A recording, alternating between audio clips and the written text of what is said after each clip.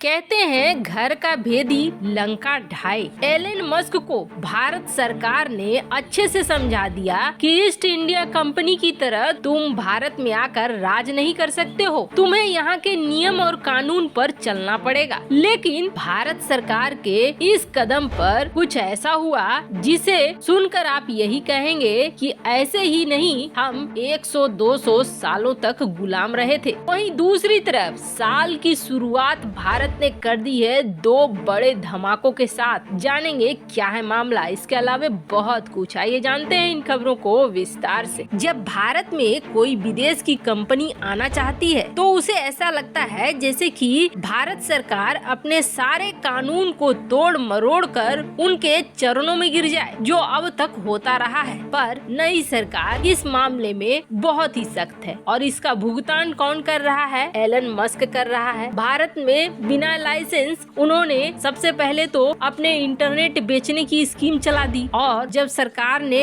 कड़ाई करना शुरू किया तो अब जाकर रिफंड कर रहे हैं। अब एक मामला एलन मस्क का यहाँ चल ही रहा है मनमानी, तो वहीं दूसरा मसला खड़ा हो गया है एलन मस्क की कंपनी टेस्ला और इसके इलेक्ट्रिक वाहनों का। क्या है ये मामला? तो जानिए कि टेस्ला अपने कारों को भारत में बेचना चाहती है। ये तो बहुत अच्छी बात है, लेकिन भारत को इम्पोर्ट ड्यूटी दिए बगैर जो गाड़ियां 30 से 40 लाख से ऊपर की होती हैं, उन पर 100% इम्पोर्ट ड्यूटी लगाता है और 30-40 लाख से नीचे की होती हैं, उन पर 60%। इन दोनों में से कुछ भी मानने को तैयार नहीं है टेस्ला। और एलन मस्क बिना इम्पोर्ट ड्यूटी दिए भारत में अपना कार बेचना चाहता है। भारत सरकार ने उन्हें ऑप्शन दिया कि आप ऐसा कर सकते हैं, आप अपने कारखाने, अपनी फैक्ट्रियां यहीं पर बना लीजिए, उसके बाद आपको इम्पोर्ट ड्यूटी नहीं लगेगी, आप आराम से बेचना। पर ये भी टेस्ला को मंजूर नहीं है। टेस्ला यहाँ पर फैक्ट्रियां नहीं लगाना चाहता है, जबकि ऐसा चीन में टेस्ला कर रहा है। चीन में टेस्ला अपनी फैक्ट्रियां स्थापित करके वहाँ पर अपने कार का निर्माण करके वहाँ के आम लोगों को बेच रहा है। पर भारत में ऐसा नहीं करना चाह रहा है टेस्ला। अब भारत सरकार ने दो टूक शब्दों में एलन मस्क को ये कहा है कि भारत में अगर व्यापार करना है तो भारत के नियमों को मानना होगा। ऐसा नहीं है कि हम आपके लिए कुछ अलग से नियम बनाकर लाएंगे या जो मौजूदा नियम है उनको तोड़ेंगे मरोड़ेंगे। अब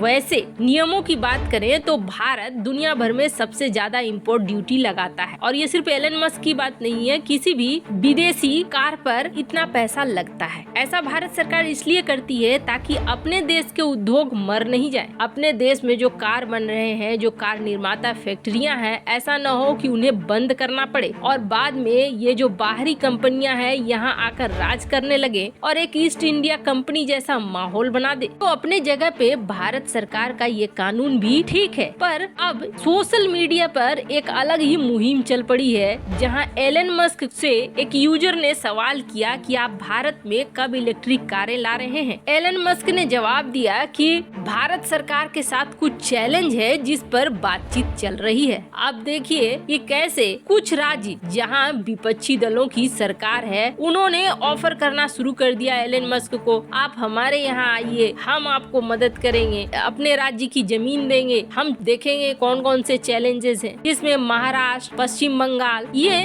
शामिल है। अब ये राज्य सरकारें क्या दिखलाना चाहती हैं कि भारत में एकता नहीं है। भारत सरकार भी तो यही कह रही है कि आओ हमारे जमीन पर फैक्ट्री लगाओ और हमारे लोगों को रोजगार दो, इम्पोर्ट ड्यूटी फ्री में ले जाओ। जिस तरीके से ये राज्य सरकारें दिखला रही है, यही कारण है कि भारत 100 सालों तक गुलाम रहा। कहते हैं जब राज्य में पहले राजा को हराकर ब्रिटिश सेना घुस रही थी तो वहाँ जो जनता थी वो तालियां बजा रही थी। तब उस ब्रिटिश सैनिक ने अपने डायरी में लिखा था कि अगर उसी समय ये जनता पत्थर उठाकर हम पर वार कर देती तो हमें भागना पड़ता और हम भारत में शासन नहीं कर पाते। लेकिन यहाँ की जनता खुद ही इस तरीके से बटी हुई थी कि हमें आसानी से घुसने का मौका मिल गया और बढ़ने का मौका मिल गया। अभी भारत का भी कुछ वैसा ही हाल हो रहा है, जहाँ चीन जैसे बाहरी ताकतों को मौका मिल रहा है अपना पैर पसारने का। खैर, जहाँ ये सब कुछ एक तरफ हो रहा है तो वहीं दूसरी तरफ इन सब में ऐसा नहीं है कि भारत कहीं जाकर रुक गया है, बल्कि भारत ने पिछले साल वाला रिकॉर्ड शुरू कर दिया है फिर से। अब पिछले साल तो वैसे ही धूम धड़ाके से शुरुआत हुई थी भारत की और और पिछले साल का अंत भी भारत ने किया था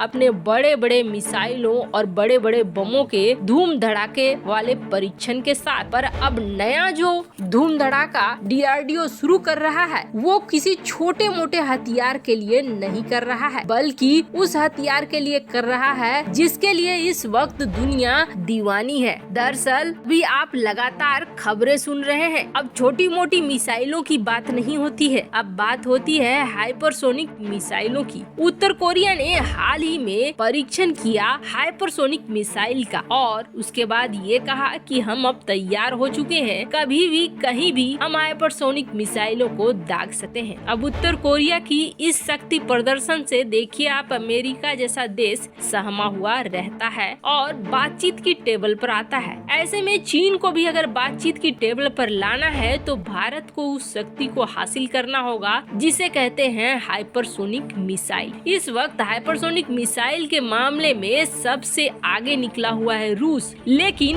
भारत भी कहीं पीछे नहीं है। भारत भी अब इस दौड़ में आगे बढ़ चुका है और इसका ताजा उदाहरण ये देखिए कि भारत ने एक नया नोटम जारी किया है। अब ये जो नोटम है हाइपरसोनिक मिसाइल, ये जो नोटम है ये नोटम है HSTDB के लिए। भारत ने बे ऑफ बंगाल में 19 से 21 जनवरी के लिए एक नोटम जारी किया है और ये नोटम 780 किलोमीटर के लिए है। अब वैसे तो भारत सरकार ने इसे साफ नहीं किया है, लेकिन ये उम्मीद जताई जा रही है कि यहाँ पर परीक्षण होगा HSTDB की। वहीं एक दूसरा भी जारी किया गया है 22 से 25 के लिए और इसमें भी उम्मीद यही जताई जा रही है कि ये HSTDB का ही परीक्षण है। दो लगातार परीक्षण भारत कर रहा है। वैसे आपको बता दें इससे पहले भारत ने ब्रह्मोस मिसाइलों का भी फिर से परीक्षण किया था। ब्रह्मोस मिसाइलों के नेवी वर्जन का परीक्षण किया था, जिसके बाद ये कहा जा रहा था कि फिलीपींस ने भारत के साथ ब्रह्मोस के नेवी वर्जन वाली मिसाइलों का करार किया है, इसलिए ये परीक्षण किया गया। पर अब हाइपरसोनिक मिसाइलों के इस व्हीकल के परीक्षण के बाद चीन और पाकिस्तान सचमुच सकते में है कि कहीं अचानक से भारत एक वक्त ऐसा ना आए कि अपनी हाइपरसोनिक मिसाइल निकाले और ये कहे कि हमने हाइपरसोनिक मिसाइल का सफल परीक्षण कर लिया है। वैसे ही जैसे कि परमाणु बम का परीक्षण करने के बाद भारत ने दुनिया को चौंकाया था, वैसे ऐसा हो भी सकता है, इसमें कोई बड़ी बात नहीं होगी। भारत लंबे समय से कई गोपनीय हथियारों पर काम कर रहा है। ऐसे में अचानक से अगर बॉम्बर्स निकल कर आ जाते हैं या अचानक से हाइपरसोनिक मिसाइलें निकल कर आ जाती हैं तो कोई